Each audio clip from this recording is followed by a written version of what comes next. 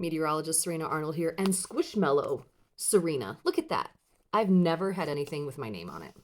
Special shout out to Marcy, who found this, who bought it and shipped it to me. She's amazing. All right, New England, down to business. Today is going to be a beautiful, amazing day. I'm actually hoping I can get outside a little bit today. We've got rain moving in on Sunday, and if you're far enough up north, it may be an interesting amount of snow. So first and foremost, let's look at the QPF, the quantitative precipitation forecast. So here's the scale. So I see a lot of blues for a lot of areas, but the higher peaks of the mountains are definitely looking at that 1.5 to 1 3/4 inches of rain. That, my snow-loving ski bum weather weenies, can translate to an interesting amount of snow. Assuming a 1 to 12 ratio, which I think is a little bullish, you're looking at 1.5 to 1 3/4 of snow. Once again, this is for the highest of elevations. This is like Wildcat in the Whites and like Jay Peak in northern Vermont. Also good for Sugarbush in northern Maine by Rangeley, now that I know where that is. Those of you that know me know my love and affinity for the HRRR forecast model, and we are just starting to get into the range where we can see what's happening with this model. This is where it ends, and we're all the way at the end of the time period. So this will be interesting to look at.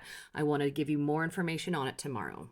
This is actually going to start out as snow for a lot of people, and the good news, I suppose, in that is that that will be moving into the area like late Saturday night and in the early night, like overnight hours of early Sunday morning. And for the majority of the area, I think it's going to move out of here pretty quickly too. This is 12Z, and we have the time change, I guess. So this is what things are going to look like at what would have been 7 a.m., which is really going to be 8 a.m. Who's confused yet?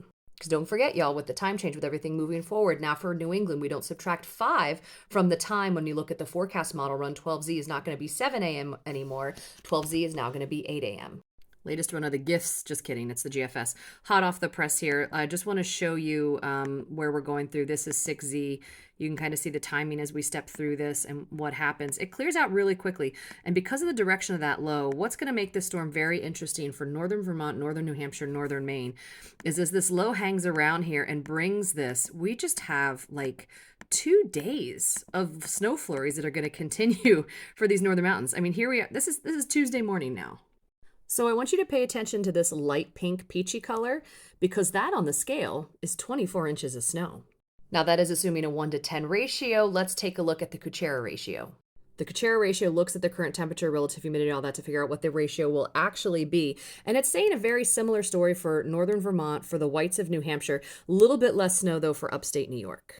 For those northern areas, don't get too excited. Know that that 2 feet of snow is going to fall over 2 days. You're going to have temperatures going up above freezing during the day, and it's going to be extremely windy. So it's going to look and feel a lot less than that. But that's how much is going to technically fall.